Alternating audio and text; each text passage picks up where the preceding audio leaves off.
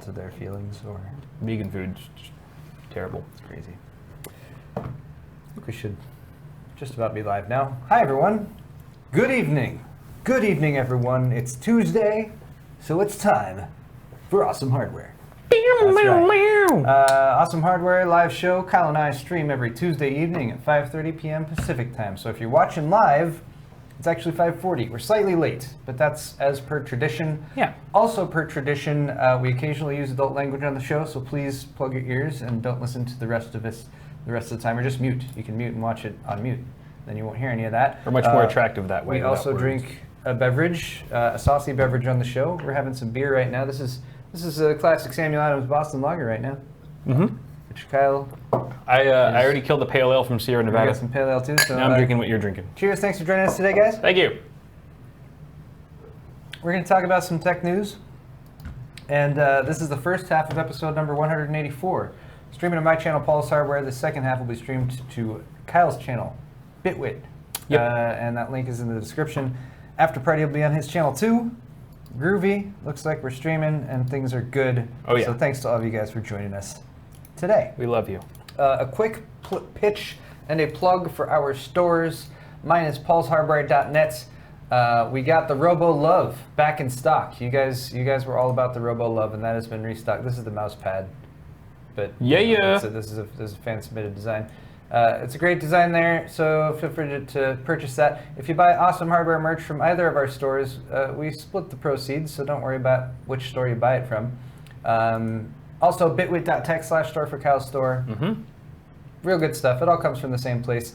Also, if you want to order from both stores, place both orders at the same time. They will ship together. You'll get a little bit of a refund for the shipping difference. So that's how that works.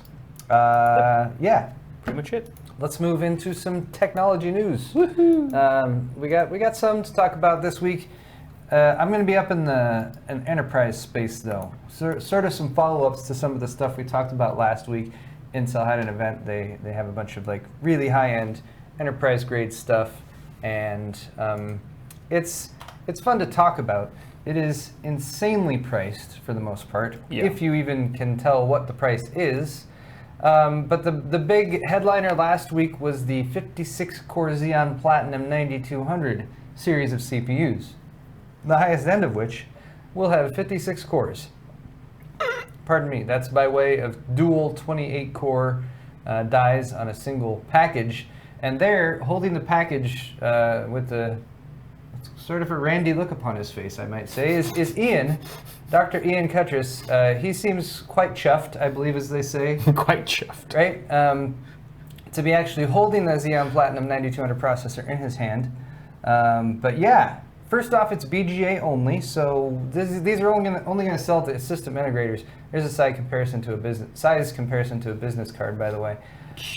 So nobody can actually buy one of these. You can buy a system that it's based on if you work in IT or you have insane amounts of money.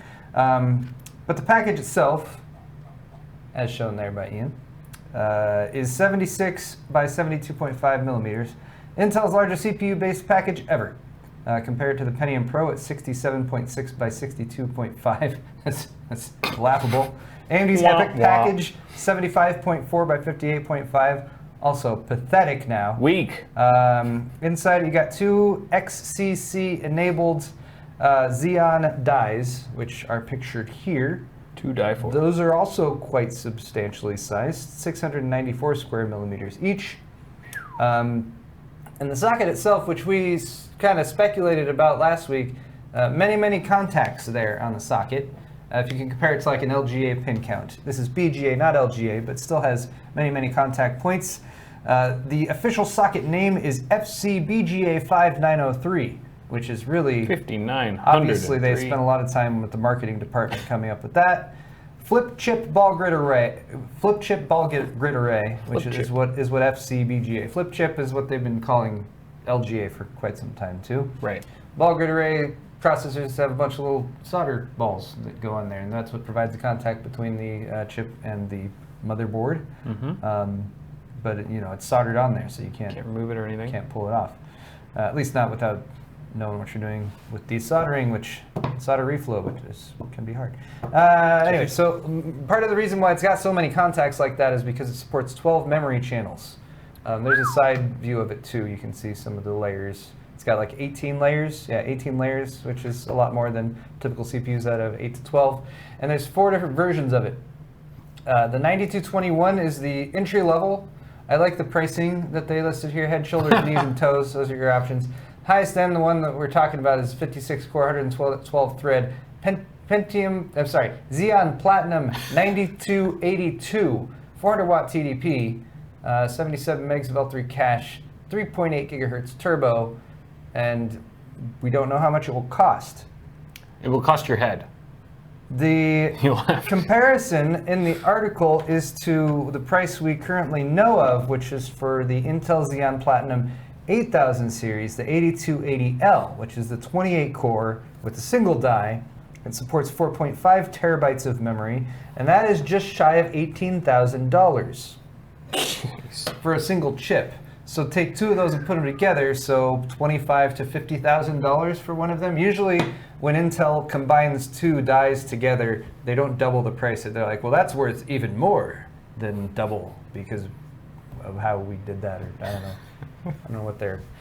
It's the engineering costs of cramming it all together. Again, we're talking enterprise level stuff for servers and everything, so I'm sure they've got customers for these who will spend that much money, who can actually make money off of, I don't know, somehow make enough ROI out of an investment in this type of hardware. That's got to be crazy to work in IT at that level. Yeah. Also, like, you know, we can build the highest of end computers that we ever dabble with and be like, wow, that costs as much as a car. Right. And this is like, wow, that costs as much as a house. Yeah. It's a whole other level. Yes, that's kind of insane. Need insurance on that PC. What else did I miss? 12 memory channels. Pricing not disclosed. Yeah, that's pretty much it. Article's linked in the description if you guys want to check it out. A few more details in there that I'm not going to mention right now, but... Why is he eating cool. it? Oh yeah. Don't eat the CPU, Ian. Picture, Don't eat it. Ian just taking a bite. I feel like that CPU must have cell regenerating properties, because Ian looks so young in these pictures. It's nanotechnology. It looks like he looks 5 years younger than he usually does. It's clearly the 56 cores at work. He's not that old. I don't know how. I know he's not, but he looks like he could pass for like high school in these pictures. Okay. Maybe it's the poor resolution or something. Or maybe my eyes are going bad. Maybe he drinks the blood of young people. I'm just speculating, by the way. I have no proof at all. That was oddly specific. I feel like you know things that we don't. I just, I think of ways to artificially retain your youth, as you become an old person. And that's just makes sense to me, right? Paul is a vampire confirmed. Okay. Moving on, sort of in a related story. This was also out last week, but we didn't really talk about it. And there's a little bit more information also about the pricing here. This is Intel Optane DIMMs. So memory modules that use Intel Optane storage, which is based on the 3D Crosspoint stuff that they were developing for quite some time. There, I believe that's a picture of one.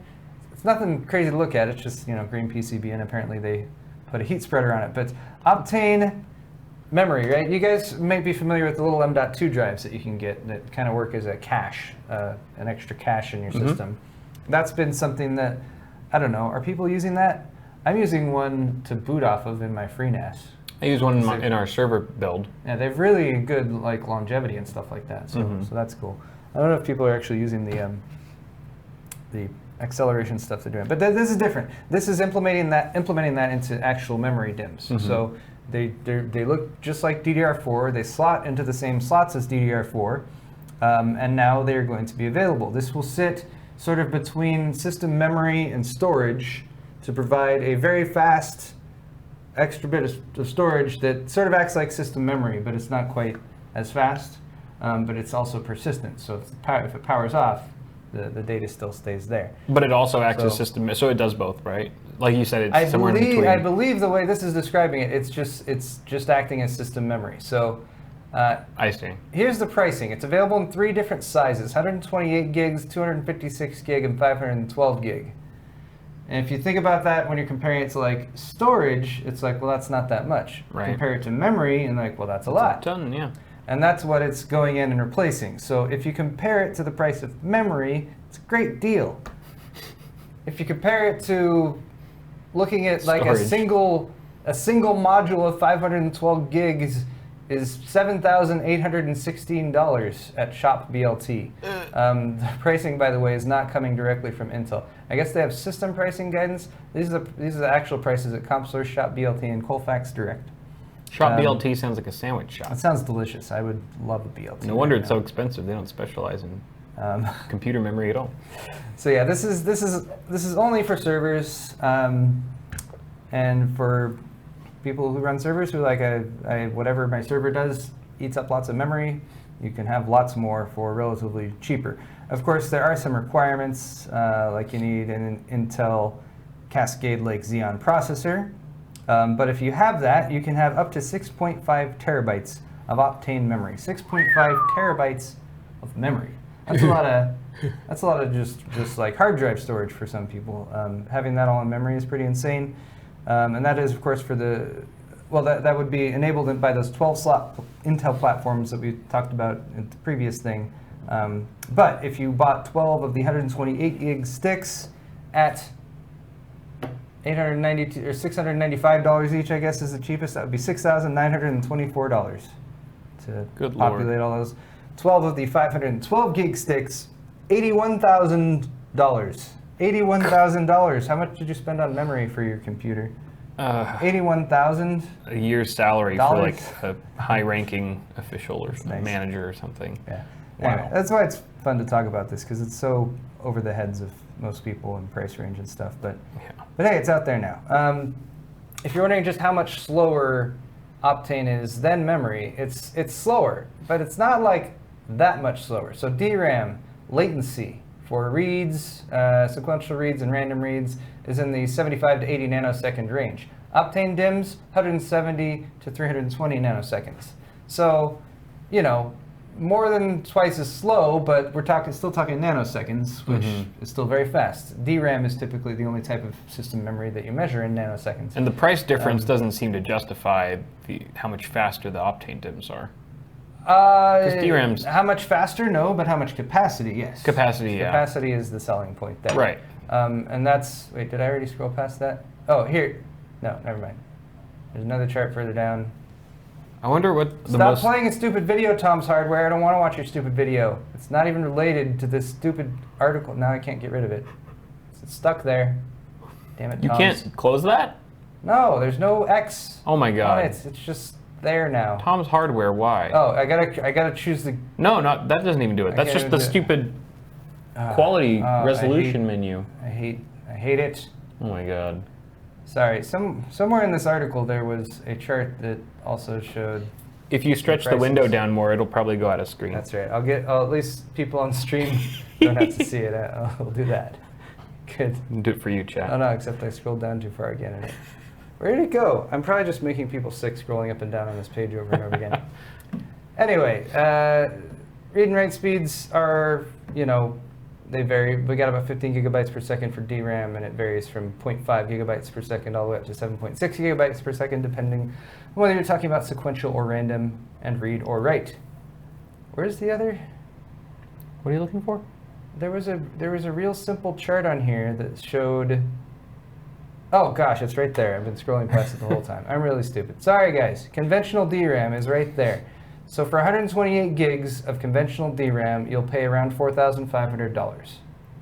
So at that price, you can see that 128 gig DIMM at, $700 to $900 based on this pricing, that's a lot better price per gig. Sure. That's the selling point right there. Makes sense.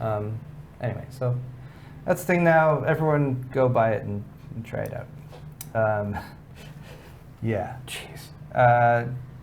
Two other real quick notes about this. Comparing the two, DRAM has unlimited endurance, asterisk, but mostly unlimited endurance. Optane DIMMs are warranted by Intel for 5 years. That is based on like maximum full-time usage of them, but still limited lifespan compared to DRAM. Optane DIMM will also consume about 3 times the power of a standard DDR4 DIMM, but 32 times the capacity in exchange for 3 times the power. So there you go. All right, let's move on. Cool. TSMC has made some progress on their 5-nanometer manufacturing process. Now, to be clear, we're not talking about a TSMC making x86 CPUs like they do for AMD with this 5-nanometer process. The stuff that they're actually going to be producing here is different. SoC designs, 5G mobile applications, AI, high-performance computing. So we're talking about like ARM Cortex processors and stuff like that. But 5-nanometer. I have no idea if any of this will translate over to helping them make stuff on a 5-nanometer process for for x86 designs. But they are in risk production. And if you're like, what's risk production?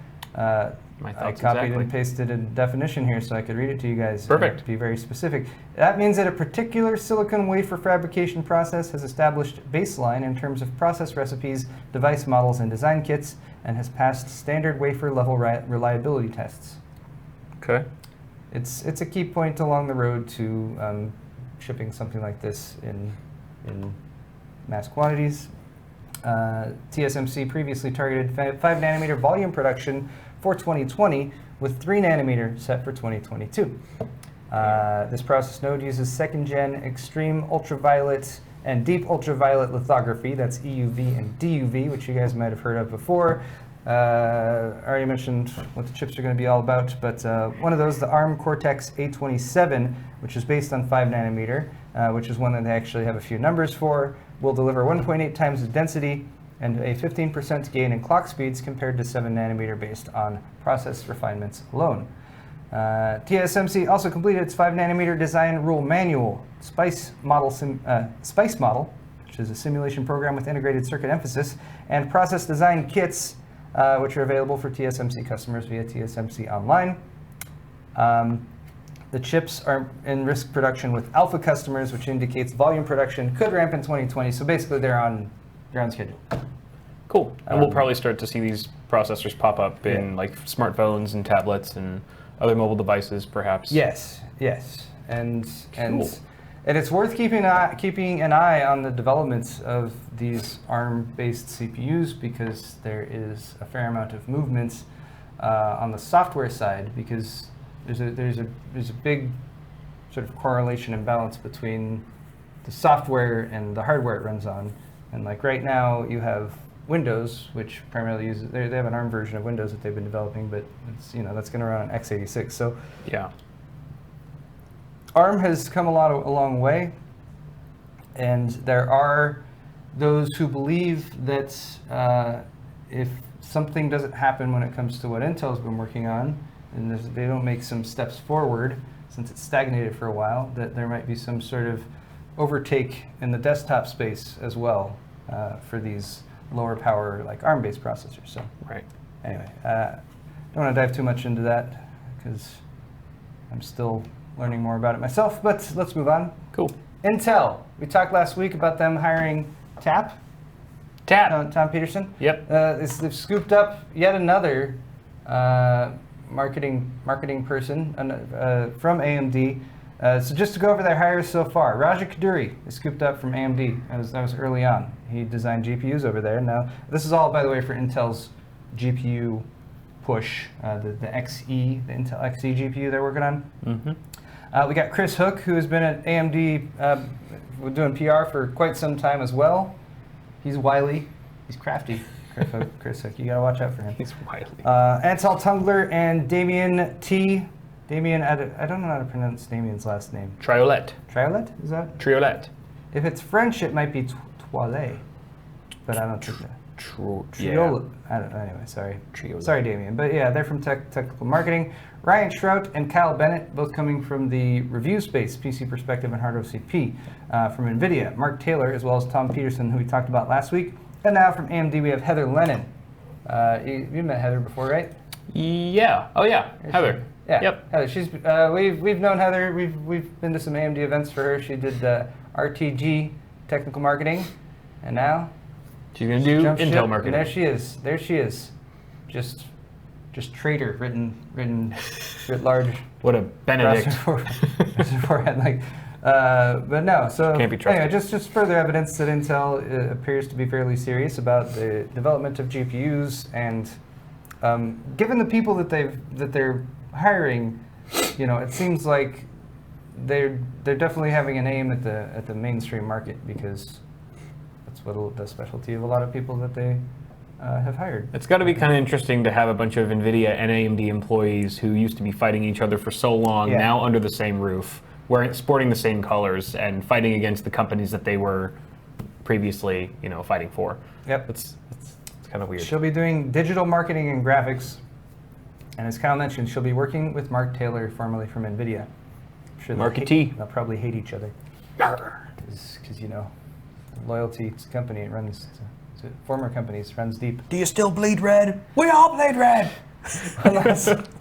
One last thing here, just a video if you guys want to check it out. I don't know if you've seen any of this. Minecraft ray tracing.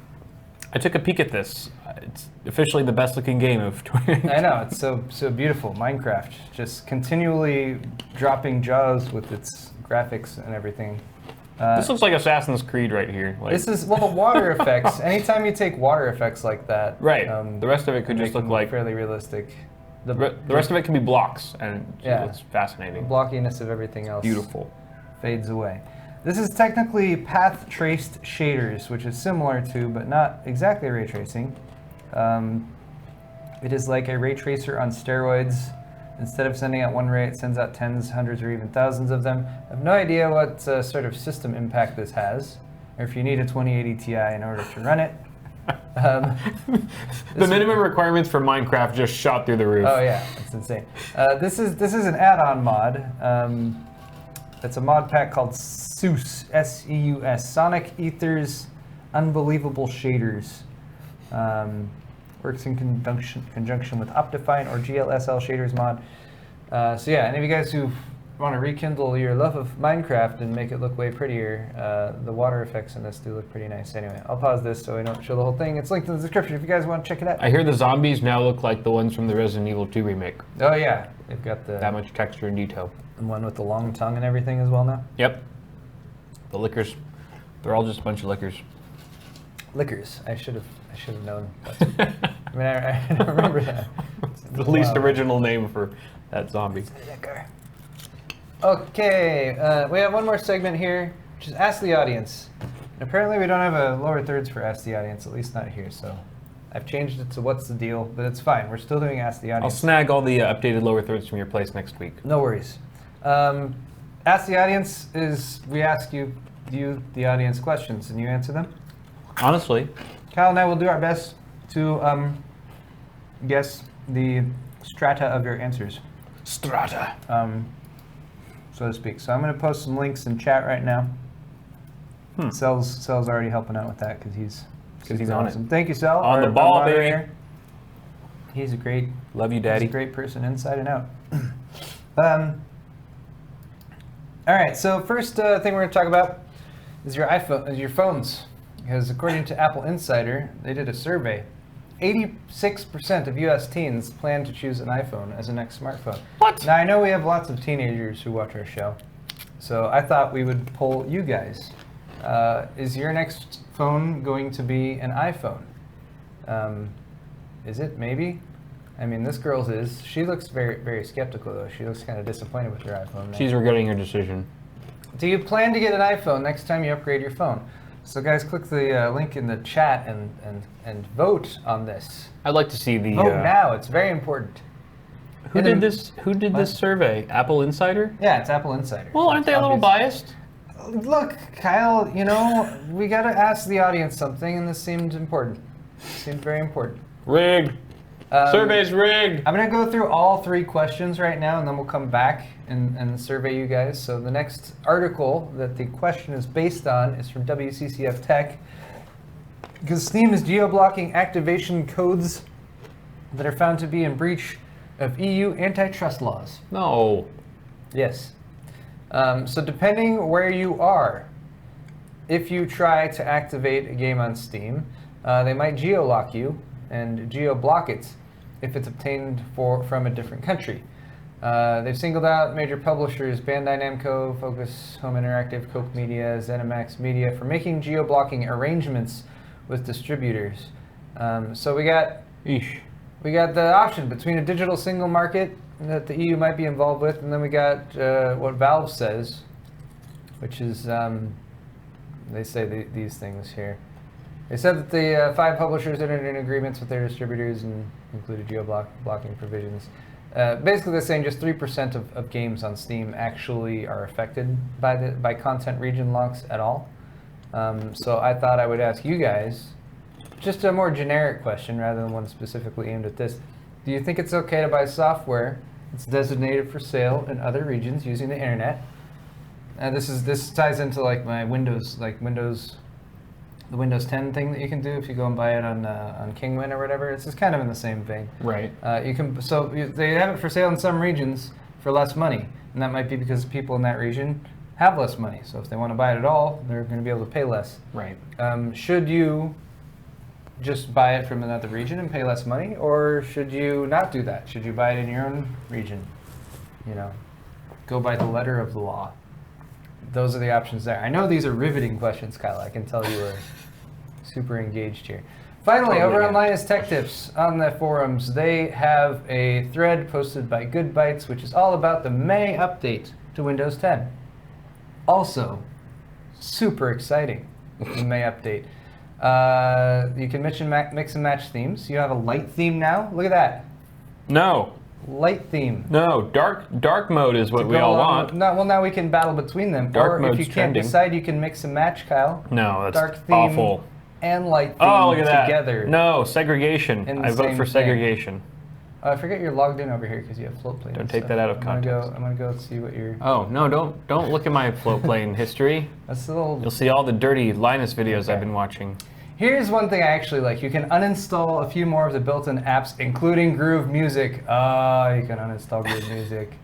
Yay. I haven't had to interact with Groove Music in so long, so. It just pops up like by default for things all the time, and it constantly tries to reassign itself as default. I haven't experienced that, fortunately. Anyway, there's a bunch of stuff here. Searching Cortana. Notepad improvements. Oh, good. Good. Have you figured out the replacement for the snipping tool yet? No, what is it? You know the snipping tool's going away, right? For what? It's gone. It's going to be gone. You see? It's in your taskbar. No, I want to hold on to it. No, it's going to be gone. No, I'm taking it away. Don't take it away. I like the snipping tool. What are they replacing it with? Well, something inferior, obviously. Actually, no. What they're replacing it with is perfectly good. Oh. I was initially like, no, don't take away my snipping tool, you bastards. It's now an extension in Edge. Hit Windows Shift S. Oh, that's it? There it is. It's just a hotkey now? It's a different tool, so now you can highlight whatever you want to highlight like that. And then what happens? And then it copies it to the clipboard. I thought when I did it before. Really? When I did it before, it did a pop-up down here, but maybe. So there's no actual window. There's no UI for it. You just. There is a UI for it, but apparently it's broken on my Razer right now. We'll be talking about Razer blades in just a moment on my half. So anyway, stay tuned for that. You've been hacked. That's what that means. So the question for you guys to respond to here, we're going to burn through these pretty quick once we get to the answers. How do you handle Windows Update in 2019? I got 3 options here. There's a fourth option for all these, or the final option for all these, but you guys don't have to go over it. Just try to update whenever it's possible, so it doesn't do it at a bad time. And security updates.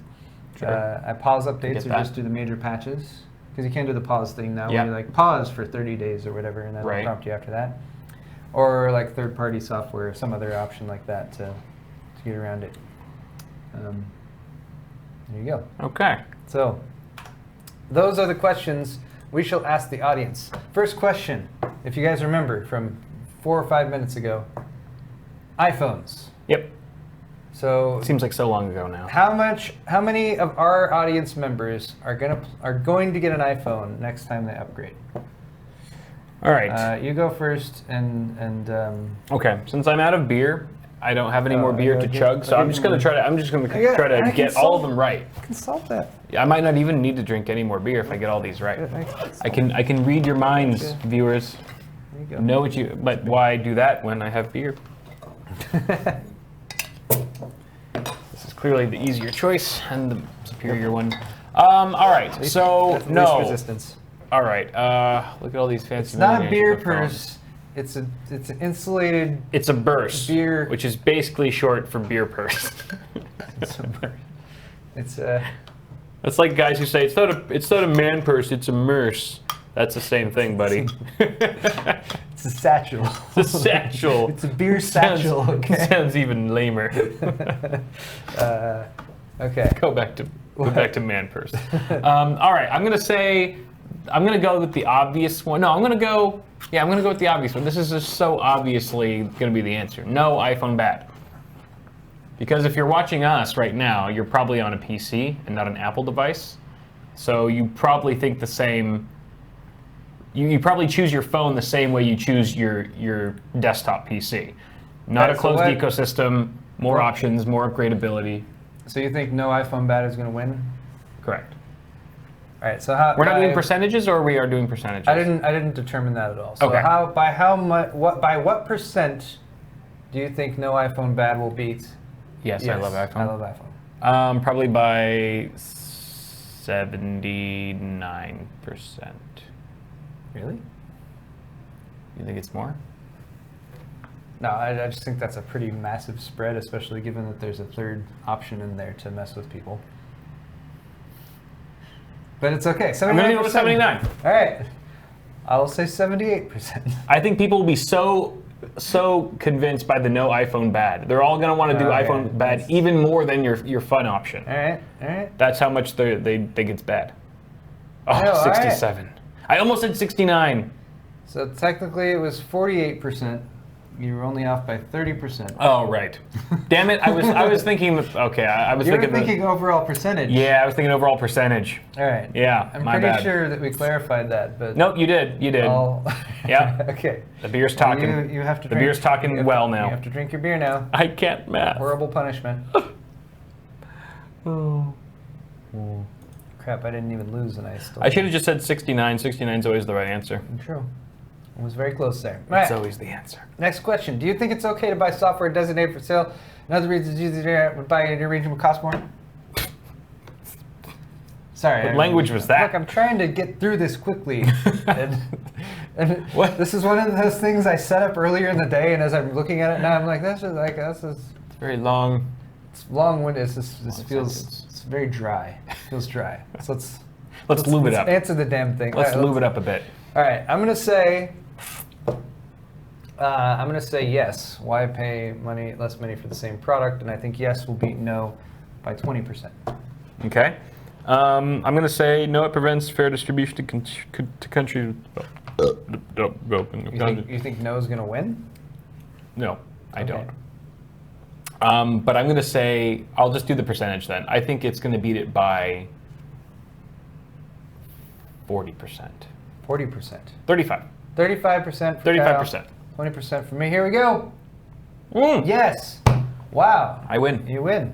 It was 43%. Yep. Take it in the ass. It's good. It's a good one. Well done, Kyle. Right in the cornhole. You've bested me. The burning ring of fire. Beautiful. All right, one more. Uno mas. How do you handle Windows updates Okay. in 2019? I'm going to say I pause updates or just get major patches is going to win by 20%. Okay.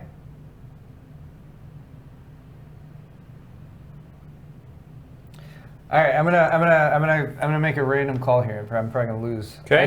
I think we're going to have a very close battle between all four answers, Okay. and we're gonna have a 10% spread.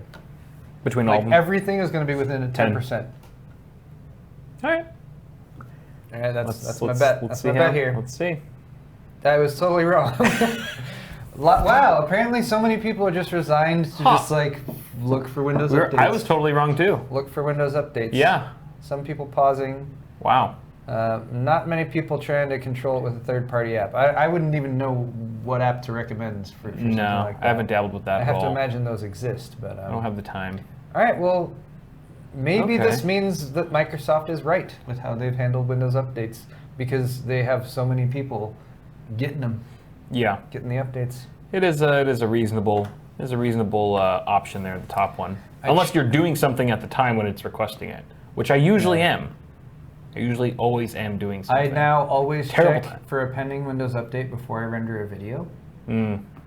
That way it doesn't do it in the middle of it, or No, I've had, because there have been several times now in the past when rendering a video out fails, and I can't figure out what the heck is why it's happening. Oh, there's and then an I update realize going there's on a in the pending back. Windows update. Do that, right, and then everything's yeah, fine. yeah. One of those things. Anyway, though, guys, that wraps it up for my half of awesome hardware. Don't worry, we got lots more content coming at you. Kyle has planned an absolutely blockbuster show. It's the best one you've ever It's going to be seen. incredible. Probably slightly better than mine. That's what I'm anticipating. So, click the link in the description and visit us there. If you want to do a thumbs up on your way out, we greatly appreciate that as well. Your Everyday Tech has been doing timestamps for both of us, and we are greatly appreciative of that, and we'll pin them up for you when that happens too. So thanks for watching, guys, on my channel. If you're on Twitch, stay where you're at. We'll be right back. Thanks. And